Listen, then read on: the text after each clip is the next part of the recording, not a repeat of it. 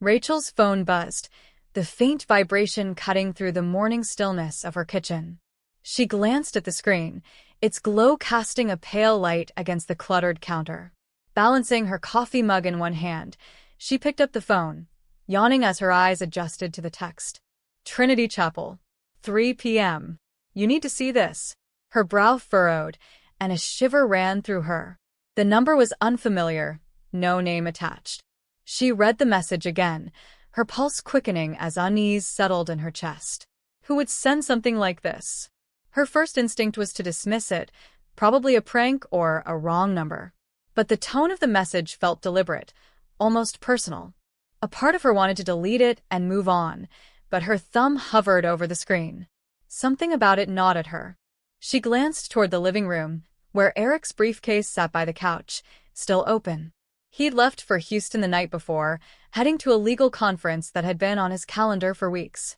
He'd kissed her on the cheek before walking out the door, suitcase in hand, his departure as routine as ever.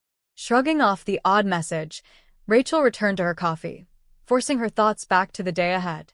She had emails to send, errands to run, and a yoga class she'd been putting off for weeks. Yet, despite her best efforts, the message lingered in the back of her mind like a tiny, insistent whisper. By late morning, the house felt unusually quiet. Rachel found herself pacing from room to room, the stillness amplifying her thoughts. She cleaned the kitchen counter, checked the mailbox twice, and reorganized the drawer by the fridge, all in a futile attempt to shake the unease. What if this wasn't a prank? What if it was something serious? She grabbed her phone and reread the message, hoping for some new insight. Her mind churned with possibilities, each more unsettling than the last. Around noon, she gave in and called Eric. His phone rang twice before going to voicemail. She hesitated, then left a message, her voice casual but probing. Hey, just checking in. Hope your trip's going well. Call me when you can. She stared at the phone for a few moments after hanging up, willing it to buzz with a reply. But nothing came. Her day unfolded in a haze of half-finished tasks and mounting dread.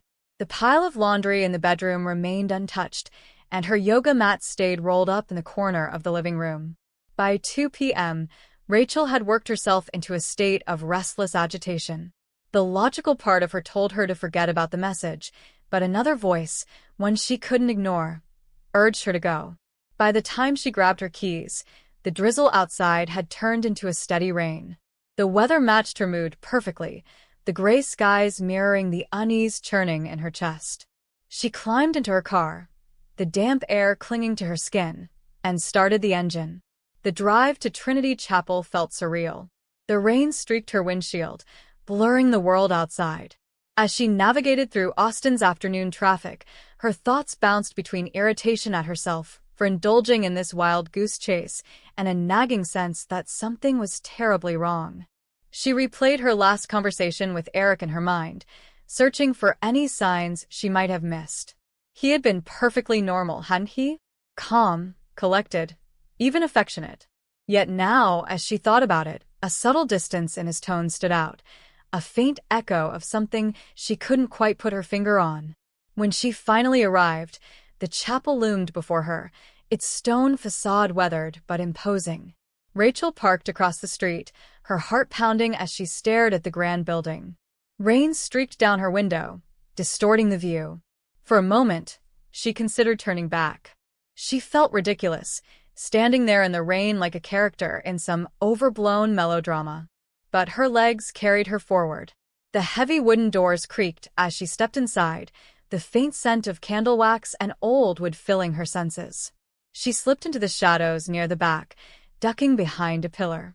The soft strains of an organ filled the space, the music haunting and serene. A few people sat scattered in the pews, their faces obscured by distance and dim light. Then she saw him. Eric stood at the altar. Rachel's breath hitched, her mind struggling to process the sight before her. He wore a sharp gray suit, his posture straight and composed. This wasn't a casual stop or a work-related visit. This was deliberate. He wasn't supposed to be here. He was supposed to be in Houston. Her stomach twisted painfully as she watched him adjust his tie. A lump formed in her throat, but she couldn't look away. The chapel doors opened, and the soft click of heels against stone echoed through the room. Rachel's eyes darted to the entrance, where a woman appeared, a veil cascading down her shoulders. Sophie. Rachel froze, a cold wave of disbelief washing over her. Sophie. Her best friend. The person she had trusted with her secrets, her fears, her joys. Sophie, who had stood by her side through heartbreaks and triumphs. Sophie, radiant in a white gown, walking down the aisle like a vision from a dream or a nightmare. Rachel's world tilted. Her hands gripped the edge of the pillar, her knuckles white. This couldn't be real, but it was. Her heart shattered as Sophie reached the altar, her face glowing with happiness. Eric smiled at her, a smile Rachel knew all too well, the one that had once made her feel like the center of his universe. Rachel's vision blurred with tears as the betrayal sank in. Every moment they had shared, every promise they had made, crumbled under the weight of this unbearable truth. The organ music swelled, drowning out the sound of her ragged breathing. She stumbled backward, her shoes scuffing against the stone floor. A few heads turned, but no one seemed to notice her slip through the doors into the storm outside. The rain had turned into a downpour, drenching her as she reached her car. Her trembling hands fumbled for the keys, and she collapsed into the driver's seat, gripping the wheel as sobs racked her body. Lightning flashed in the distance, illuminating the chapel through her rain-streaked windshield. It felt like a cruel joke, a surreal twist she couldn't have imagined even in her worst nightmares. Rachel's mind raced as she tried to make sense of it all. Was this why Eric had been so insistent about the conference? How long had this been going on? And Sophie, how could she do this? The weight of their betrayal pressed down on her, suffocating and relentless. As the storm raged outside, Rachel sat in her car, her tears mixing with the rain on her cheeks.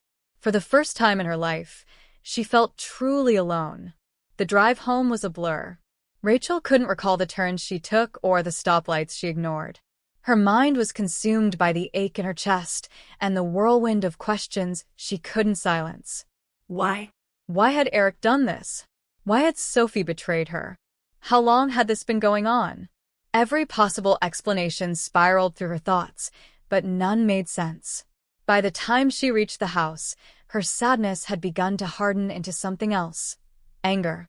She sat in the driveway for a long time, staring at the glowing porch light through rain-streaked windows. The warm, inviting glow mocked her, a cruel reminder of the life she thought she had. Inside, the house was eerily silent, as if it too were holding its breath. Rachel dropped her keys on the counter, the sharp clang echoing through the empty space. Her eyes landed on Eric's briefcase still sitting by the couch, exactly where he'd left it. Her fists clenched. That night, Rachel didn't sleep. She paced the living room, her bare feet padding against the cool hardwood floor. Over and over, her mind replayed the scene at the chapel. The text message, Eric at the altar, Sophie in her wedding gown. Each detail cut deeper than the last. By morning, her exhaustion only fueled her resolve. She wasn't going to let this go. If Eric and Sophie thought they could humiliate her, they were wrong. Rachel picked up her phone and scrolled through her contacts until she found Nathan's name. Her younger brother answered on the second ring, his voice groggy. "Rachel? What's going on?" "I need your help," she said, her voice steady despite the tremor beneath it. "What happened?" Nathan's tone shifted immediately, his concern breaking through the haze of sleep. "I found out something," Rachel said, swallowing hard. "Something I can't ignore." Nathan was a cybersecurity consultant and a natural problem solver. He thrived on unraveling puzzles and uncovering secrets, his sharp mind always a step ahead. If anyone could help her make sense of this, it was him. "Tell me everything," he said without hesitation. Rachel hesitated, the weight of the betrayal threatening to crush her. But she took a deep breath and began to recount the events of the past 24 hours. Her voice was steady, but tinged with anger as she described the mysterious text, the scene at the chapel, and Sophie's devastating betrayal. As she spoke, A plan began to form in her mind. She wasn't just going to confront them. She was going to uncover the truth. Every ugly detail. And she wasn't going to do it alone. Nathan arrived at her house that afternoon, his presence as unceremonious as ever. He stepped inside, shrugging off his leather jacket and tossing it over a chair. His sharp eyes took her in, narrowing slightly. "What did Eric do?" he asked, his voice calm but edged with steel. Rachel's stomach churned. She hadn't even told him the full story yet, but her face must have betrayed the storm brewing inside her. Without waiting for an answer, Nathan dropped his bag by the door and crossed his arms, leaning against the counter. Rachel's words tumbled out in a rush, her voice raw with anger and disbelief. She recounted everything in vivid detail, sparing nothing. The text, the chapel, Eric's smile as he looked at Sophie, the crushing realization that her life wasn't what she thought it was. "I need to know how long this has been going on," she said, her voice trembling with determination. And why? "Can you find anything?" Nathan's expression darkened as he listened, his jaw tightening. He wasn't one to sugarcoat things, and Rachel knew he was already piecing together a plan. "Give me his email and bank account details," he said briskly. "I'll see what I can do." Rachel hesitated for a moment. Invading Eric's privacy felt like crossing a line, but then again, he'd obliterated every boundary she thought they had. She nodded and handed over the information Nathan needed. For the next 2 days, Rachel lived in a haze of anticipation and dread. She barely ate, barely slept. Every time her phone buzzed, her heart leapt, hoping it was Nathan with answers. Her emotions swung wildly between anger, heartbreak, and cold determination. When Nathan's call finally came, his tone was grim. "You're not going to like this," he said. Rachel met him at his apartment later that evening, her hands clammy with nerves. Nathan's desk was covered in papers, his laptop open to a spreadsheet that looked more like a map of betrayal. "Eric and Sophie have joint bank accounts," Nathan began, his voice calm but laced with anger. "2, in fact. "And they've co-purchased 2 properties, one in Hyde Park and a vacation home just outside of Austin." Rachel's jaw dropped as Nathan showed her the transactions. The numbers blurred together, but the pattern was clear. "He's been moving money between accounts for years," Nathan continued, pointing to highlighted lines on the spreadsheet. "Strategic transfers, like he was hiding it from someone. And these properties? They're in both their names. He's been planning this for a while, Rachel." Rachel's hands balled into fists, her nails digging into her palms. "He's not just a liar," she said through gritted teeth. "He's stealing from me. From us." Nathan nodded, his expression grim. "It looks that way." A wave of nausea rolled over Rachel. The betrayal was worse than she'd imagined. This wasn't just an affair, it was a carefully orchestrated dismantling of their life together. Determined to confront Eric, Rachel decided to wait until he returned from his business trip. But her plans were derailed the very next day when Sophie showed up at her doorstep. The knock on the door startled Rachel out of her thoughts. When she opened it, the sight of Sophie standing there, rain-soaked and tear-streaked, sent her anger surging to the surface. She moved to slam the door shut, but Sophie's desperate voice stopped her. "Rachel, please," Sophie begged, her voice cracking. "I didn't know. I swear I didn't know he was lying to both of us." Rachel froze, her hand still on the door. The sight of Sophie's tear-streaked face should have softened her, but instead, it fueled her rage. "Lying to both of us," Rachel hissed. "Are you seriously trying to play the victim here?" Sophie flinched, her shoulders slumping. "I didn't know he was married, Rachel. I didn't know about you. He told me he was divorced." Rachel laughed bitterly, the sound harsh and cold. "And you believed him? You didn't think to check? You didn't think to question why he was sneaking around?" "I trusted him," Sophie whispered, her voice breaking. "I loved him." The words hit Rachel like a slap. She wanted to scream, to throw Sophie off her porch and never look back. But instead, she took a step back, her eyes narrowing. "Start talking," Rachel said, her voice low and dangerous. "And don't leave anything out." Sophie hesitated, her lip trembling, but she nodded. And as the words began to spill out, Rachel braced herself for the truth, knowing it would only cut deeper. Rachel's hand froze on the doorframe. Her heart pounded in her chest, her emotions swinging wildly between rage and disbelief. "What are you talking about?" she snapped, her voice sharp as ice. Sophie stood on the threshold, her hair plastered to her face from the rain, mascara streaked across her cheeks. She looked like a wreck, the perfect image of guilt and misery. Without waiting for an invitation, Sophie stepped inside, dripping water onto the hardwood floor. She sank into a chair at the dining table, her hands trembling as she clutched the edge for support. "He told me you didn't love him anymore," Sophie said, her voice cracking under the weight of her words. "That you were too focused on your career. He said your marriage was over." Rachel's jaw tightened, her anger flaring like a lit match.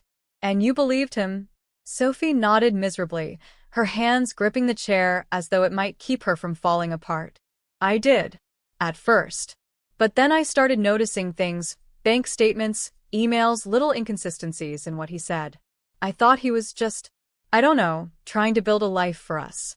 But now I realize he was using me too." Rachel stared at her, the sting of betrayal morphing into something more complicated. Sophie wasn't just a betrayer, she was another victim of Eric's lies. Rachel's rage burned hotter, but now it wasn't just directed at Sophie. "Why are you here?" Rachel demanded, crossing her arms as she stood by the table. Sophie lifted her tear-streaked face, determination flickering in her red-rimmed eyes. "Because I want to make things right," she said, her voice steady despite her tears. "Whatever he's planning, I'll help you stop him." Rachel hesitated, torn between fury and pragmatism. She didn't trust Sophie. Not entirely, but she couldn't deny that her former friend might hold valuable information. And if she could help bring Eric down, it was worth the risk. "Fine," Rachel said finally, her voice clipped. "But if you're lying to me, I'll make sure you regret it." Sophie nodded, the weight of her shame hanging between them. The next few days passed in a blur of late-night calls, clandestine meetings with Nathan, and an ever-growing pile of evidence. Rachel barely slept, her mind consumed with piecing together Eric's deception. Sophie, despite Rachel's lingering distrust, proved surprisingly useful. She shared everything, bank statements, dates, emails, painting a vivid picture of Eric's lies. The deeper they dug, the more horrifying the truth became. This wasn't just about an affair or stolen money. Eric wasn't working alone. "Margaret," Nathan said grimly one evening, pushing a stack of documents across the table. Rachel stared at the name, her stomach sinking. "Eric's mother?" Nathan nodded, his expression dark. "She's been pulling the strings behind the scenes. Look at this." He opened a folder on his laptop, displaying spreadsheets and financial documents. Rachel leaned in, her chest tightening as Nathan explained.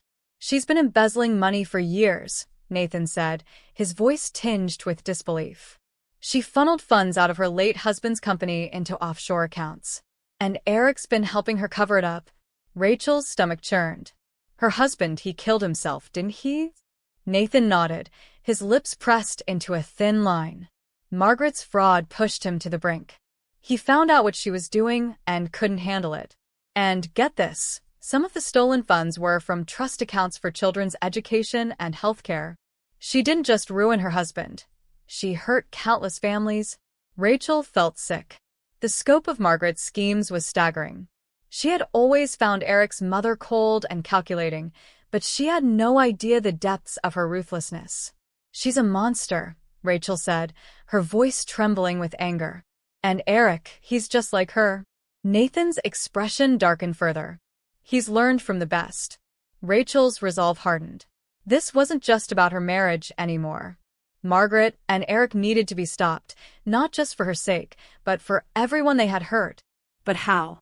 The question lingered in the air as Rachel stared at the mountain of evidence spread across Nathan's desk. She felt overwhelmed, but a spark of determination flickered in her chest. "We need to expose them," Rachel said finally, her voice firm. "Not just to ruin Eric, but to make sure they can't hurt anyone else." Nathan's lips curved into a faint smile. "That's what I was hoping you'd say." Together, They began to outline a plan, one that would bring the truth to light and ensure Margaret and Eric faced the consequences of their actions. Sophie, who had been quiet during most of the discussion, leaned forward, her voice low but steady. Margaret is hosting a retirement celebration next weekend. It's going to be huge. All her family, her business associates, her closest friends. Everyone she's ever tried to impress will be there. If we're going to expose her and Eric, that's the perfect place to do it. Rachel frowned, leaning back in her chair as she processed Sophie's words.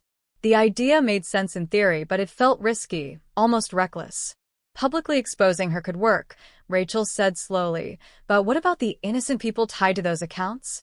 If everything comes out all at once, they could lose everything before the authorities have a chance to secure the funds. Nathan, who had been sitting quietly with his laptop, looked up. What if we involve the FBI? Send them the evidence first. Let them handle it discreetly. That way, they'll freeze the accounts and investigate quietly until it's time to make arrests. Rachel bit her lip, her mind racing. She didn't trust herself to face Margaret and Eric alone, but she also didn't want this to spiral into chaos. We have to time it perfectly. If Margaret or Eric catches wind of this before the authorities move, they'll bury the evidence and disappear. Nathan nodded. Exactly. We'll need to set a trap. The conversation stretched late into the night as they refined their plan. Rachel's anger fueled her determination, but she couldn't ignore the gnawing fear that something would go wrong. Margaret and Eric were powerful, manipulative, and cunning. Rachel had seen firsthand how they operated, and she knew they wouldn't go down without a fight. By the time the weekend arrived, Rachel's nerves were stretched thin. The retirement celebration was set to take place at Margaret's sprawling estate, a symbol of her ill-gotten wealth. Nathan had sent the evidence to the FBI earlier that week, ensuring they would be watching from the shadows. Rachel dressed carefully that evening, her heart pounding as she prepared for what was to come. She chose a simple black dress, elegant but understated. She didn't want to draw unnecessary attention to herself, not yet. As she stared at her reflection in the mirror, Rachel felt a wave of doubt wash over her. Could she really do this? Could she face Margaret and Eric knowing everything she now knew? Her phone buzzed, snapping her out of her thoughts. It was a message from Nathan. Stay calm. The FBI is in position. You've got this. Rachel took a deep breath, steeling herself. This wasn't just about her anymore. It was about justice. About standing up to the people who thought they could manipulate and destroy others without consequence. With that thought, Rachel grabbed her purse and headed out the door, ready to face whatever lay ahead. Sophie nodded, her face serious, though a flicker of nervousness lingered in her eyes. That's why the party is important. It'll keep them distracted. They'll be too busy playing host to realize what's happening until it's too late. Rachel glanced at Nathan, who was seated at the dining table, his laptop glowing softly in the dim light. His sharp focus was unwavering as he finalized the last details of their plan. They had spent hours hashing out every step, anticipating potential setbacks.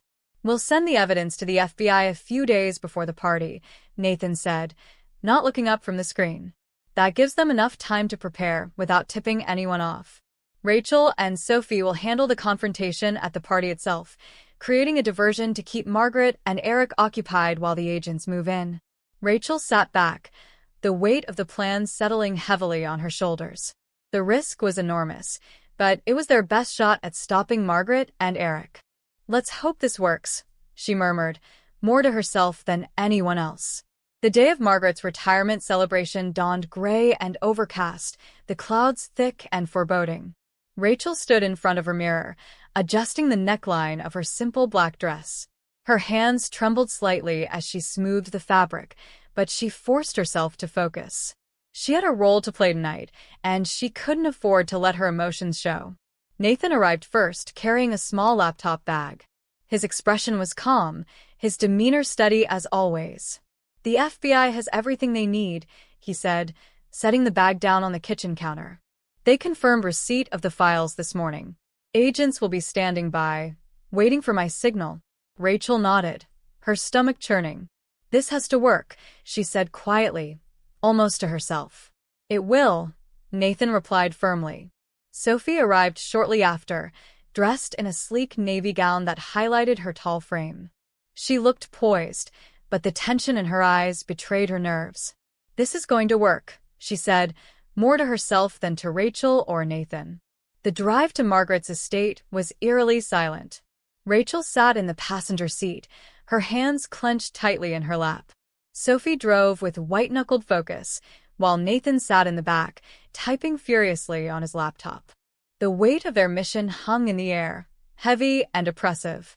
When they arrived, the estate loomed before them like a fortress. The grand gate stood open, welcoming guests who arrived in sleek cars and expensive suits. The manicured gardens and sprawling mansions seemed to mock Rachel, a reminder of the wealth and power Margaret had amassed at the expense of so many others. They parked discreetly near the edge of the property and made their way inside, blending in with the growing crowd.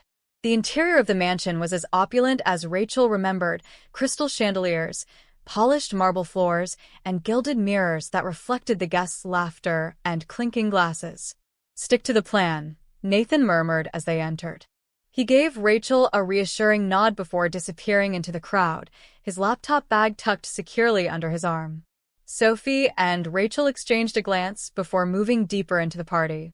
The air was thick with the scent of champagne and expensive perfume, the hum of conversation rising and falling like waves. They found Margaret in the grand dining room, surrounded by well-wishers. She was dressed in an elegant cream-colored gown, her hair perfectly styled, her laughter ringing out like a bell. Rachel felt her pulse quicken as she watched the woman charm her guests, oblivious to the storm about to descend. Taking a deep breath, she stepped forward. "Margaret," Rachel said, her voice calm but loud enough to cut through the chatter. Margaret turned, her eyes narrowing slightly when they landed on Rachel. "Rachel, dear," she said smoothly.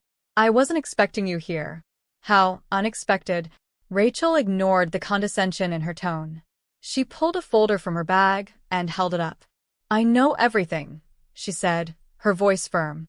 "The embezzlement, the trust fund fraud, the offshore accounts. All of it." Margaret's smile faltered, her polished exterior cracking for a split second before she recovered. "I have no idea what you're talking about," she said, her voice cold and measured. Rachel didn't waver. "Don't I?" She walked over to the fireplace and, in one swift motion, tossed the folder into the flames. The papers were fake, but the dramatic gesture had the desired effect. Margaret's face paled as she watched the flames consume the documents. "That's just the beginning," Rachel said, her voice steady despite the adrenaline coursing through her veins. At that moment, Eric appeared beside his mother, his expression dark with anger. "Rachel, what are you doing?" he hissed. "What I should have done a long time ago," Rachel shot back. Unbeknownst to Margaret and Eric, Nathan was already in position, sending the signal to the FBI. The sound of sirens pierced the air outside, cutting through the hum of the party. Guests froze, their conversations halting as the noise grew louder. Moments later, agents in dark suits stormed the estate, their voices firm as they announced their presence. "This is the FBI. Everyone remain calm." The room erupted into chaos. Guests scrambled to leave, their expensive shoes clicking against the marble floors as they fled the scene. Margaret's carefully curated world began to crumble before her eyes. Agents moved swiftly, placing Margaret and Eric in handcuffs. Rachel stood off to the side, her heart pounding as she watched the scene unfold. Margaret's composure finally cracked as she was led toward the door. "You'll regret this, Rachel," she spat, her voice venomous.